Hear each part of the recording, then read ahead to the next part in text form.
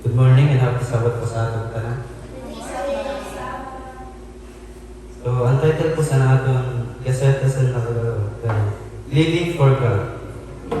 So, ang atong kaseta is about the Mary who is born deaf and lost her parents at a very young age. Kaya nagpadako sa saya kay iyang kagay. Kaya ito na pasambatan siya, napatay na niya mga parents. Wala sidas masyado sa kwarta kaya hindi nila afford ng special school na para sa mga may kapansanan. Kaya dito sa public, nahirapan siya na maintindihan ng mga teacher and nahirapan siya na kasabayan sa iyong mga classmates. When Mary was 7, she attended a camp meeting with her uncle na may isa na pastor na nagsuggest na dito na siya mag-class sa Muata Adventist School for Deaf Children. It was a boarding school in Kenya. Miskin din kayang gastos na tinagay niya uncles and mates na para lang nagpapayaran ang bus ni Pakatoy dito.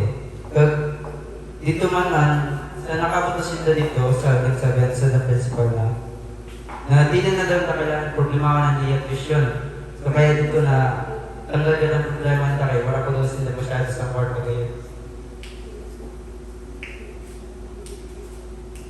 So, for the first time in her life, naranasan niya na ganyan. Feeling niya na napilang na siya kay dito, damugat siya sa friends na nakaintindi sa niya sa situation na tingin baga siya or namin kapansanan siya. So, since Adventist school baga dito siya, hindi lang siya dito nakaroon sa pagbasa, hindi lang siya nakaroon sa basic education, naraman niya man ang tungkol kagad. So, which was a blessing kay na hindi naman kasi hindi na natin kay Lord. So, every morning, Mary loved learning about God. The teachers read the Bible verse before her class.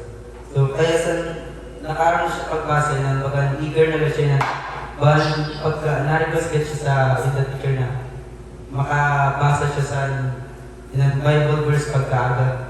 Kay bagang grabe ka lang pagka-grateful niya dito sa school. Kagagad.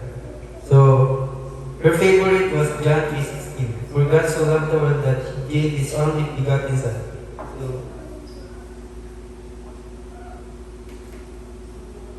years passed and Mary saw how faithful God had been in her life. She decided to give her heart to Jesus and be baptized. So, dito, hindi na siya nakapagpasa sa So, naglakas ka ng blessings since nakato siya dito sa Adventist School. Hindi na siya nahirapan sa iya mga problems sa buhay ka. Na-bless ko siya kaya naraman niya tungkol kagad.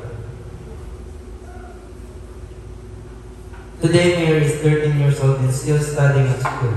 So, saya na, 13 years old pa siya, bata pa lang siya. Naka-prepare na siya sa mga sermons tapos naka-preach naman siya about sa mga church about kay Jesus.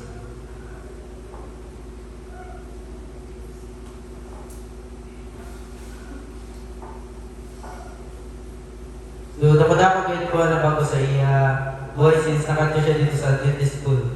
So, hindi lang bago ni Lord na niya buhay, kundi na buligay siya sa grabe. So, ako man po, kundi mo natin sa auto sa talang.